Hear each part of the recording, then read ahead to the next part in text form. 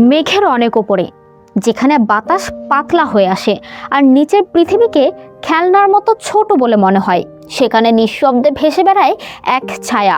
তার ডানা প্রায়ই নড়ে না, তবুও সে আকাশ কেটে এগিয়ে চলে রাজাধিরাজের মতো। হঠাৎ তার চোখ স্থির হয়ে যায় নিচের পাহাড়ি ঢালে। প্রায় 2 মাইল দূরে একটি খরগোশ ঘাসের ভেতর সামান্য নড়ে উঠেছে, আর ঠিক তখনই আকাশ ভেঙে বজ্রপাতের মতো নিচে নেমে আসে সে। এটাই ঈগল, আকাশের একচ্ছত্র শাসক, পৃথিবীর সবচেয়ে শক্তিশালী শিকারী পাখিদের একটি, যার দৃষ্টি মানুষের চেয়ে প্রায় 8 গুণ বেশি তীক্ষ্ণ। বিজ্ঞানের ভাষায় এরা অ্যাক্সিপিট্রিডি পরিবারের সদস্য, আর এই পরিবারের সদস্যের মধ্যে রয়েছে রাজ, বাজ, চিল আর শকুনের মতো ভয়ঙ্কর শিকারীরা। কিন্তু ঈগল সব সময়ই আলাদা।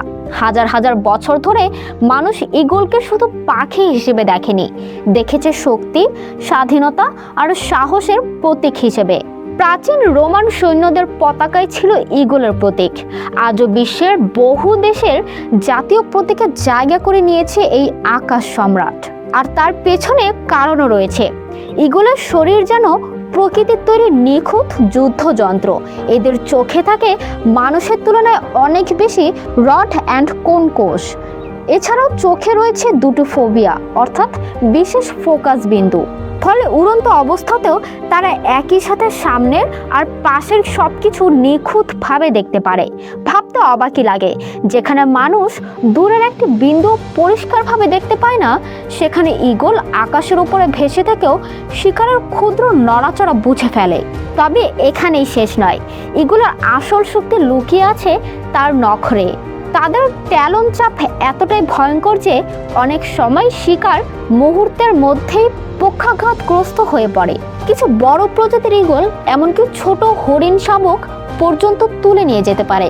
আর সেই বিশাল ডানা শুধু উড়ার জন্যই নয়, ঝড়ের বাতাসকে কাজে লাগিয়ে ঘন্টার পর ঘন্টা শক্তি খরচ না করেও আকাশে ভেসে থাকার জন্য তৈরি। বাংলাদেশের আকাশেও ঈগলের উপস্থিতি রয়েছে।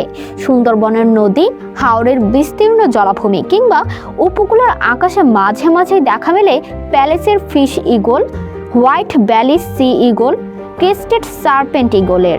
তারা শুধু শিকারী নয়, প্রকৃতির ভারসাম্যের নীরব রক্ষকও।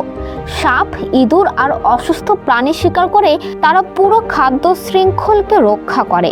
এই কারণে ঈগলকে বলা হয় ইন্ডিকেটর স্পিসিস। যেখানে ঈগল আছে সেখানে এখনো প্রকৃতি পুরোপুরি হার মানেনি। কিন্তু পৃথিবীর আকাশ বদলে যাচ্ছে। বন উজাড়, দূষণ আর মানুষের অনুপ্রবেশ ধীরে ধীরে সংকুচিত করে দিচ্ছে তাদের রাজত্ব।